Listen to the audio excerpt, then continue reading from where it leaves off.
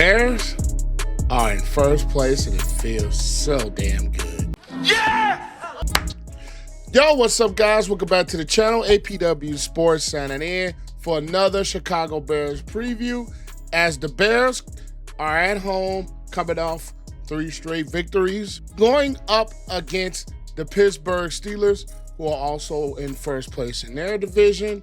And this is a ball game. We know the big elephant in the room. The elephant in the room is Aaron Rodgers, potentially with this injury. We're not sure he's going to play or not. He's coming back to the city that he owns. Aaron Rodgers owns the Bears. Oh, damn it. The hell with it. But before I get into my thoughts, previews, and predictions of this ball game, be sure to make this video a like because I am trying to get to 6K subscribers before the end of 2025, and we're getting closer and closer. And make sure you click the subscribe button, notification bell, so you will not miss any of the videos that I post. But it's time to talk some Week 12 Chicago Bears football. Without further ado, let's dive into it.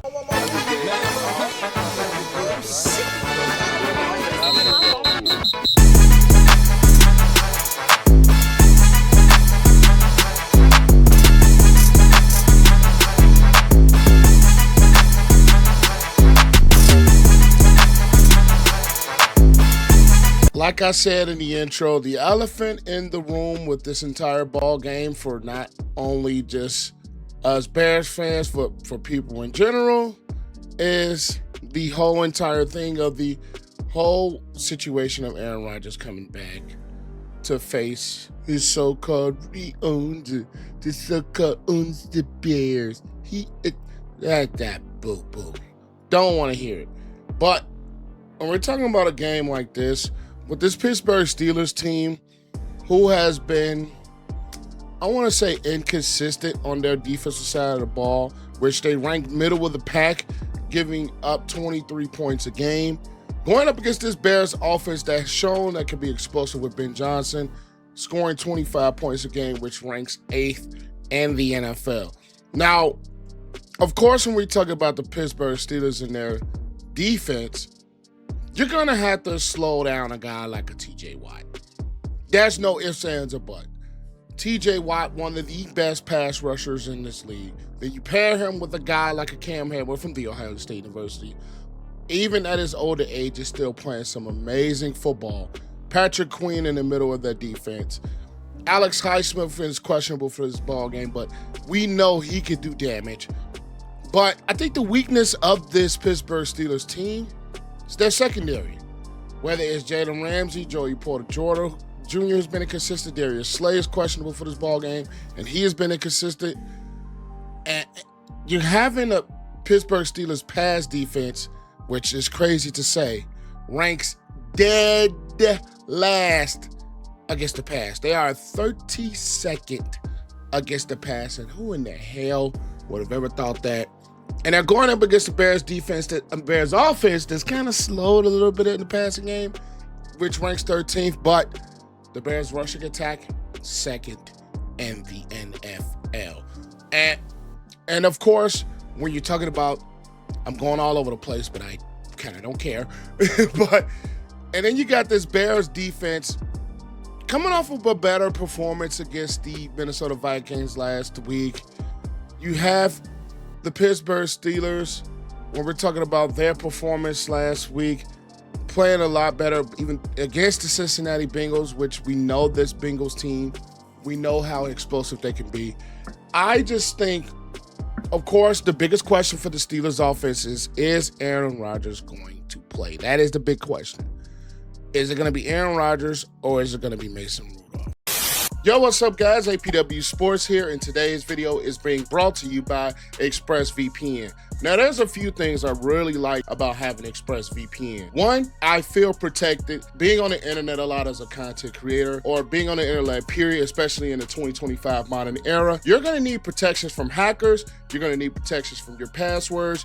You're going to need protections from your vital credit card, vital personal information. ExpressVPN does an excellent job of protecting you. And also, if things happen to slip or if things have been exposed before, you will get alerts to your phone that will let you know that that things have been exposed to the dark web and that you should take action. And then another thing that I really like about it is that you can unlock more of Netflix. Now, me personally, if you guys don't know, I am a big WWE fan. And since the WWE has a partnership with Netflix in the international areas, you can get your PLEs, you can get your Raw, SmackDown, NXT, all things WWE on Netflix. Best thing to do, switch your location to say a Canada, to say a United Kingdom, and bam, there you go. You have all your access to your WWE content, and it unlocks more things that necessarily United States does not carry.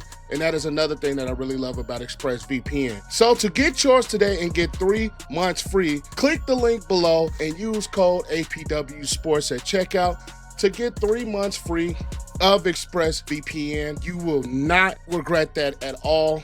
Best investment you will ever make. Protect yourself and unlock more television on Netflix to watch. Now, we're gonna get back to this video. The thing is, one thing that this Bears defense has not really done a lot this year, whether it's been Sweat, Dexter, Robinson, Adangbo, who's out, we do not get after the quarterback much. Don't get after the quarterback much. Our run defense is ranked 25th. And then when we're talking about the Bears scoring defense, they're ranked 26th, giving up 26 points a game. And then we're talking about the Steelers offense, ranked 12th, scoring 24.6 points a game. Now, of course, the one thing that the Steelers, they don't run the football well. They rank 29th in the league. They don't run the football well. And I think a reason of that is that they're trying to get this pass offense off the ground. And it hasn't worked. And I think a little bit of this Steelers team, they're a little bit more pass happy. They've been one-dimensional. They're ranked 22nd in the pass game, but I think it's inconsistencies from this Pittsburgh Steelers offense. One, I don't think they have, when DK Metcalf is covered, nobody else is open. So one key, and we'll see if a guy like a Jaylon Johnson is going to play. And the Bears come into this game with big questions at linebacker. Tremaine, Edmunds, TJ Edwards, and Noah Sewell, all three are questionable for this ball game, along with Tyreek Stevenson. Now, it'll be interesting to see if Jaylon Johnson, who has been a full participant, is able to play this week. I think they're probably going to take it slow. I think they're probably going to try to wait another week or so until they feel like he's fully healthy to play. But I think if a guy like a Jaylon Johnson is able to go this week, I think that makes a big difference as of what the Bears can do in coverage, especially with DK Metcalf, who is basically their primary target outside of a guy like a Freiermuth, outside of a Darnell Washington and Jonnu Smith, the three tight ends that they lose a good amount of 13 personnel, which I think if the Bears linebackers are healthy, and that's a question, I think the Bears have a matchup. Darnell Washington is a big matchup problem with his size and the way he's very physical. But I think when you're talking about Edmunds, Edwards, and Sewell, I think these Bears linebackers match up well against their tight ends. Offensive line for the Steelers, I think you can get after them. I think you can get after Aaron Rodgers. Now, Aaron Rodgers is a player that, especially at this part of his career, you can get him into mistakes. We've seen teams get Aaron Rodgers into mistakes, which he has 7 interceptions on the season. So, and the Bears will lead the league in takeaways with 22 takeaways. And they don't turn the ball over, which is second. They only have 6 turnovers as an offense. So when you have a team that has a big turnover differential like the Bears have, where they take the football away and then they also take care of the football, that goes a big way into winning a ball game like this. Now, I think when we're talking about what the Bears are going to try to do, they're going to try to run a football. Ben Johnson are going to try to run a football. Now, the Steelers, they rank 13th against the run. They are a solid run defense. But I think if you get to set up some of the play action against the secondary, especially with guys like a DJ Moore, especially with guys like a Odunze, I think Luther Burton should and needs to be more featured. I think when Luther Burden is playing and when Luther Burden is making plays, this is a totally different Bears offense. I think Caleb Williams is starting to gain some trust with Luther Burden. Luther Burden is a first-round talented wide receiver that slipped to the second, and I think he could be a big contributor in this offense to kind of take over the role of Alamade Zaccheaus. And going up against the secondary, which is a bit older, outside of Joey Porter Jr., when you talk about Darius Slayer's older, Jalen Ramsey at their free safety spot, even though they have been better a bit, when you have a guy like a Jalen Ramsey at free safety, they're able to move him around. You're able to make some plays with him. And then this offensive line, they're going to have a big test. They are going to have a big test going up against the defensive front in a way that this Pittsburgh Steelers defense can move guys around, whether it's moving TJ around, Alex Highsmith. Cole Holcomb has been playing some really solid linebacker position. Derek Harmon in the interior. I just personally think if this offensive line, who has Benedict, Dolman, and Darnell Wright, all three questionable for this ball game at the time of me recording this video, and they're all healthy for this ball game, the way that Caleb Williams can also move around with his legs, I think presents a bit of a problem for this Pittsburgh Steelers defense. And one thing that a lot of teams don't want to see, they don't want to see a quarterback that can move around. And I personally think that Caleb Williams and his ability to move around and his ability to do things is going to be a big hamper to what this Pittsburgh Steelers team can come in and do. Now, I think they're going to try to run the football. Yeah. I think they're going to try to use Jaylen Warren and Kenneth Gainwell and their running attack, and Jaylen Warren is also questionable for this ball game. I just think when you're talking about this Bears defense, a lot of teams, and we've known this, a lot of teams try to attack the Bears by running the football. And more likely than not, I will be honest, a lot of teams have had success against this Bears unit running the football.